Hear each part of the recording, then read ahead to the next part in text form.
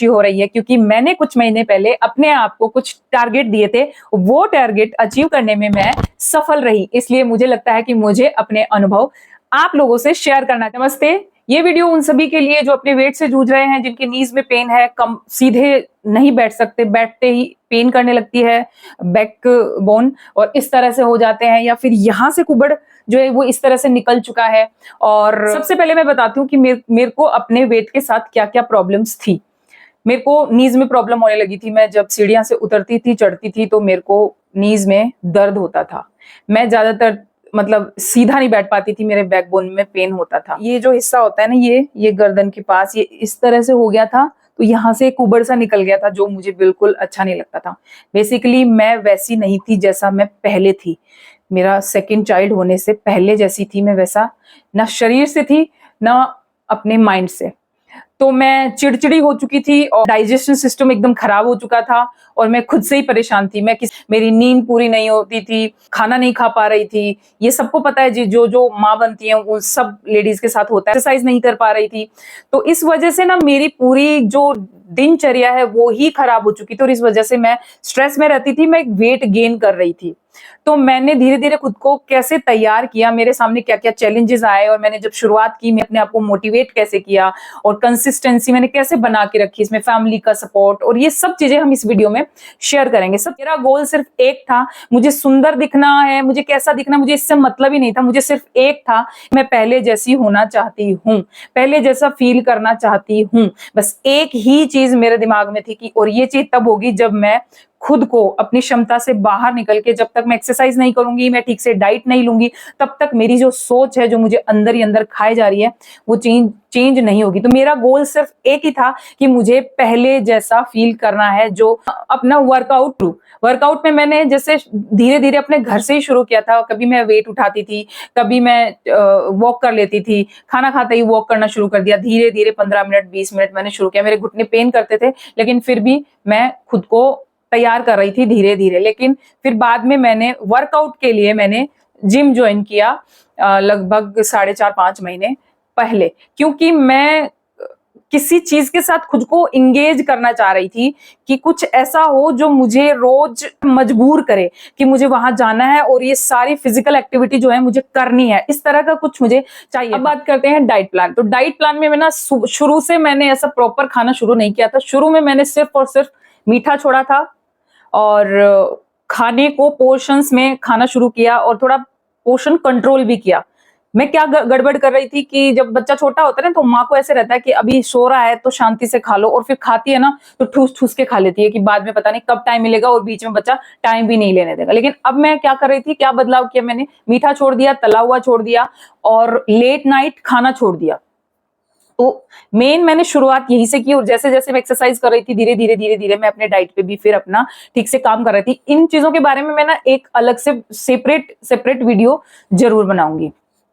तो मेजर जो चेंज था वो ये था कि मैंने मीठा और तला हुआ बिल्कुल ही बंद कर दिया था शुरू के 3 महीने। मोटिवेशन में मैं बस सिर्फ यही कहूंगी कि मेरे को एक ही चीज मोटिवेट कर रही थी कि अभी जिंदगी का मजा नहीं आ रहा, अभी जिंदगी झंड हो चुकी है, अभी इस जिंदगी को पटरी पे लेके आना है और मुझे पहले जैसा अच्छा फील करना है, पहले जैसा अच्छा दिखना है। बस मेरा मोटिवेशन आज तक यही चल रहा है। चैलेंजेस ये थे कि मेरे पास कि मेरा वेट था पूरा 85 kg।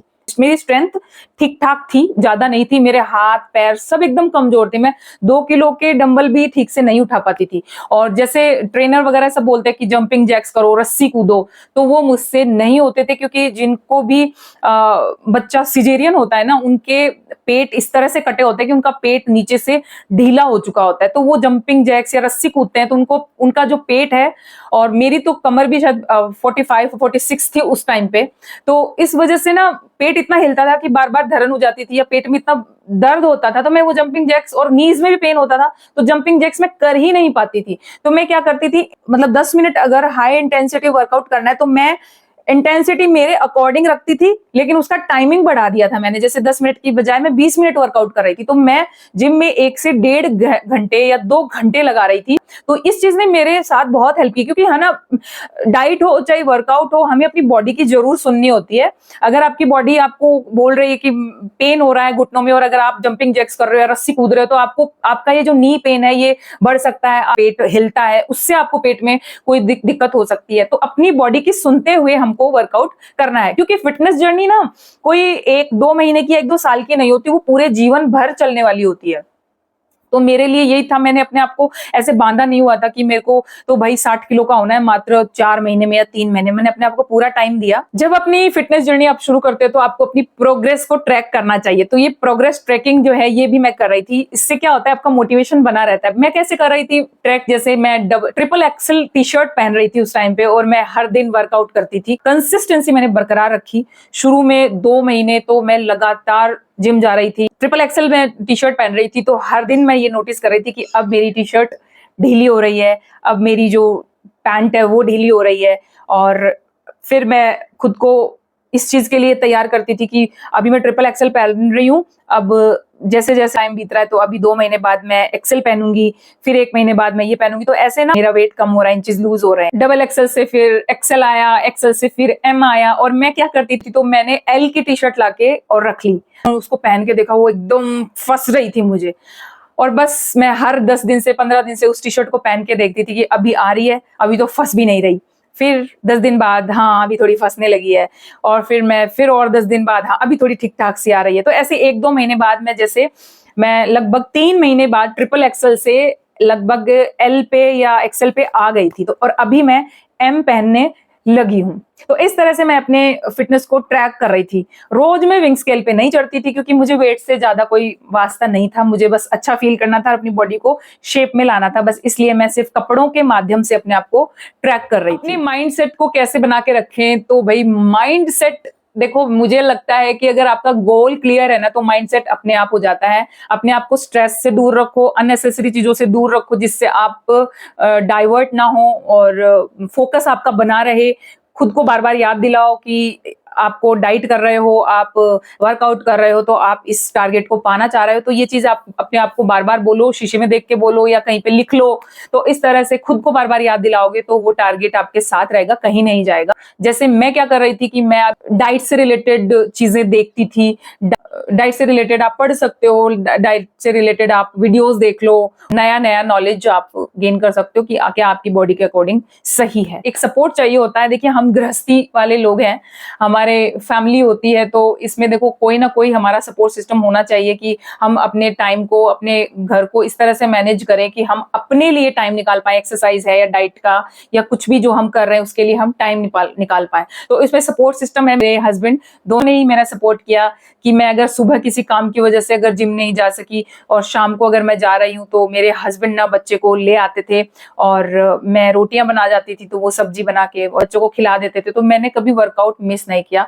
और कभी अगर मेरा मन भी नहीं होता था तो मेरे हस्बैंड मुझे पुश करते थे कि जाना है, जाओ, एक बार जाके आ जा, चाहे वहां बैठ के ही आ जा, चाहे 10 मिनट में आ जाना, लेकिन जा। और मैं जाती थी तो फिर तो वर्कआउट करके ही आना होता है, क्योंकि जिम का माहौल ऐसा होता है कि आप अपने फिट हो जाते हो। लेकिन हाँ, ये चीज हमेशा नहीं रहती है। शुरुआत में आपको लगता है कि मैं गई और मुझे आलस आ रहा, मैं नहीं जाऊंगी, क्योंकि बॉडी हमारी इतनी हैबिचुअल नहीं होती एक्सरसाइज के लिए। लेकिन धीरे धीरे जैसे जैसे आपको एक्सरसाइज की आदत होती है ना, तो आपको खुद को एक्सरसाइज में मजा आने लग जाता है, तो फिर आप खुद ही चले जाते हो।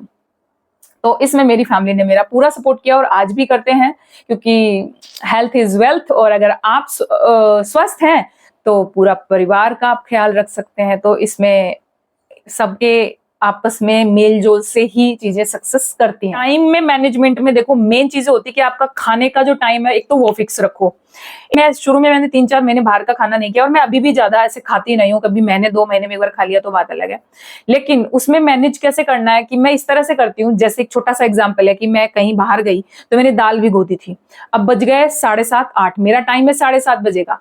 तो मैं क्या करूंगी, मैं रोटी सब्जी ऐसे बनाने का वेट नहीं करूंगी। मैंने किया फटाफट से उसमें से दाल निकाली, उसको उसको पीसा, तवे पे डाला, टमाटर और प्याज डाला, एक चीला सीख गया और उसको खा लिया। तो मैं रोटी और दाल सब बना के अगर प्रॉपर वो करूंगी तो बहुत लेट हो जाएगा और तब तक मेरा सोने का टाइम हो जाएगा। तो मैं इस तरह से थोड़ा सा खुद को, थोड़ा सा दिमाग लगा के और थोड़ा सा खुद को एक्टिव करके अपने आप को और डाइट का इस तरह से मैनेज कर रही थी कि मैं प्रॉपर ठीक ठाक डाइट भी ले लूं और घर बाहर के खाने से भी बच जाऊं और मेरा टाइम से मेरा खाना भी हो जाए। मैंने शुरू के 3 महीने मीठा और तला हुआ नहीं खाया, क्योंकि जब आप चीट करते हो ना तो आप अपनी मेहनत पे पानी फेर देते हो। अब मैं शुरू की बात आपको बताती हूँ कि जब मैंने जिम शुरू ही किया था तब मेरा वेट था 85 केजी और उस टाइम मैंने एक दिन, मेरे को ये था कि मैं नहीं खाऊंगी, लेकिन एक दिन मैंने 2 या 3 पूड़ियां खा ली थी और दूसरे दिन मेरी जिम में थोड़ा भी वेट नहीं उठा पा रही थी। हमको जब हम पूरे वेट में होते हैं ना तो हमारी बॉडी ऐसी होती है कि हम ना